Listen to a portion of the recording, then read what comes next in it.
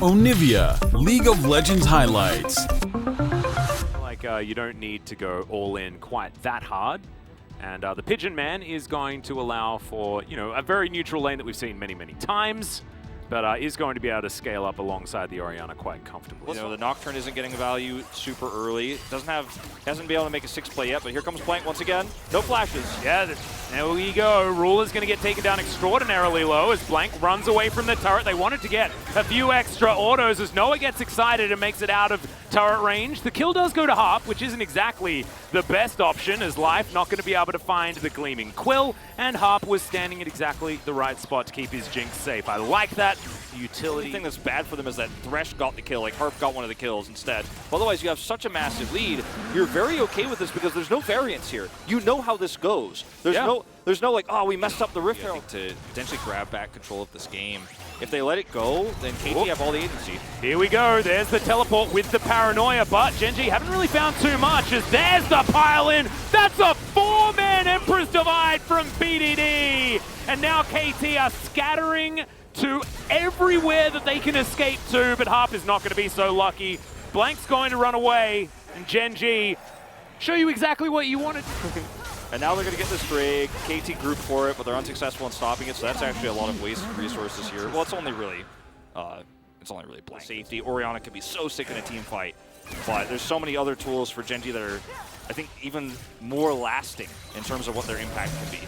Well, Ruler, this is the position that he doesn't like. There's the flash hook. It will connect onto Clid. He goes golden for the moment, as True Shot Barrage doesn't exactly do too much. Doran is going to make sure Clid can't play the video game by just kicking him around the river.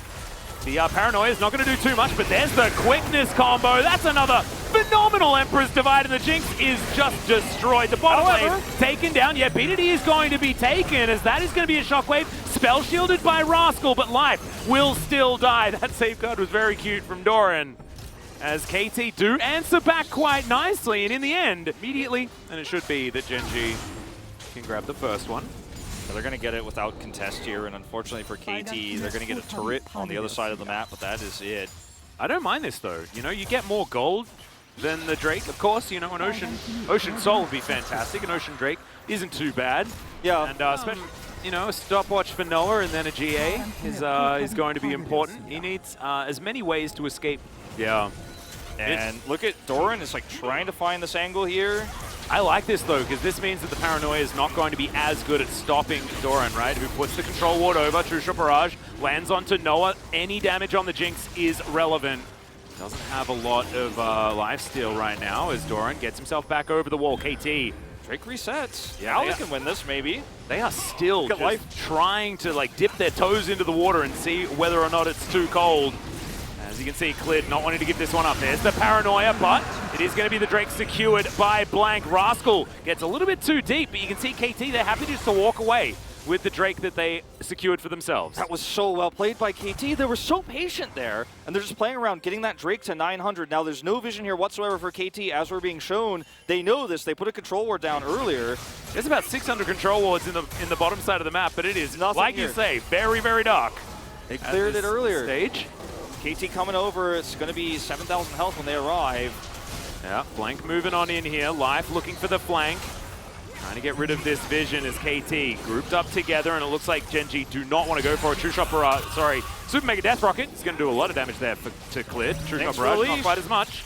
As like you say, as they do pick up some aggro on this Baron, it is finally going to reset. Gen.G able to move on back, and there's a lot of jostling for position right now. Is Gen.G going for the reset? The Baron they give it up. Started once again. No one has actually completed the back, as they do get vision of the Baron.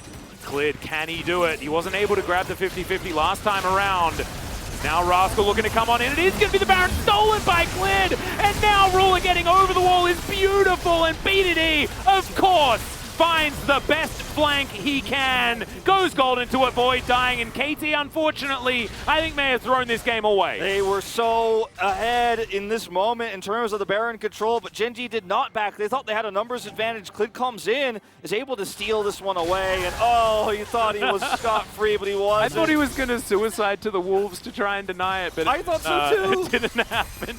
Oh, and now Gen.G have a Baron buff for 27 minutes into the game. They're going to take control of all. Now Gen.G Really closing in. One inner turret remains. And Gen.G have already stretched this lead to about 5.5K. KT just trying to burn down that clock. I mean, they've slowed it pretty significantly here. 6.5 thousand gold Baron power play. And we still have 45 seconds. That's a big one. If they can keep these inhibitors up, there's still hope. By the way, if Noah hits Ruler with an ability, it doesn't do anywhere near that damage. Nope. He's got the Frozen Heart this time. Shirilda's Grudge came in, I believe, as the item number 3 for Ruler. This time he has gone full meta. I appreciate it. Love to see it. All right, this is just too much. Can't deal with top and bottom. You're gonna have to make a play here, KT. You're gonna have to go for something. Doran's gonna have to flank in. Well, Rascal, he's just going to push out this mid lane. He's got GA now, so difficult to deal with. Should be 2 inhibitors. 3 seconds on the Baron. Maybe KT go for something, but their engage options aren't fantastic. They really are okay, that's a shockwave to try and get some work done for B2D. He's gonna go back. Rascal just decides to pull the trigger. That's a great lantern and an even better hook, as Rascal may lose his GA, but no. He's just a little bit too strong right now as the second inhibitor will fall. Super Mega Death Rocket. Ooh, that was a bit majestic. 7 now on the Ezreal, having a much better experience here in comparison to game number 2.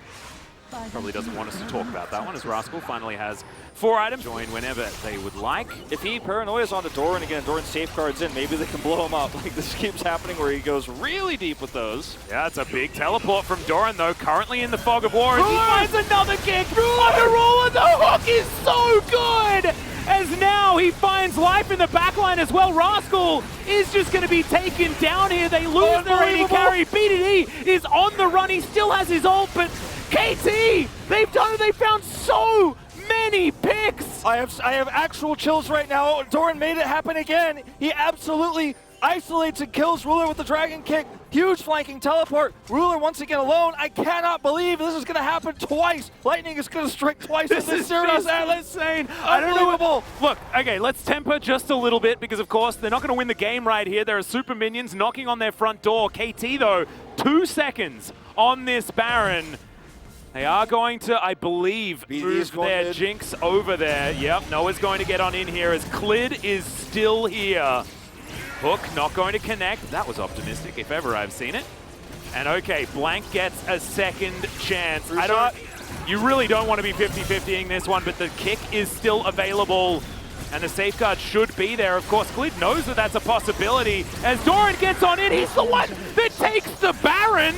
I have absolutely no idea how he did that, but Clid is now back over the wall live, looking for an opportunity. And now Rascal dives on in. Noah is going to auto-attack a minion, which he doesn't want to do, but he goes golden. The stopwatch is so valuable. Now the GA kicks in, but he's still surrounded by members of Gen.G, but he takes the lantern. Half waits until the last possible second. It's a double kill for Ruler, though, and now Gen.G are getting their revenge. Noah just trying his very best to use whatever lifesteal he has to get out of the way. Hop, what was that? Rascal going to be taken down. It's not good enough. It was 2 against 4. Noah and Harp against the world. And now Gen.G will close out this game. And what a close best of 3 this was. I mean, we saw a little bit of everything in this one. Yeah. Gen.G running the same composition all 3 times with minor differences, but they will take down the Nexus in the 3rd and final game. Some heroics from Doran in game 2. Some redemption for the mistake he made at the end of game 2 as well. But in game 3, his big super play isn't enough to get anything but a Baron.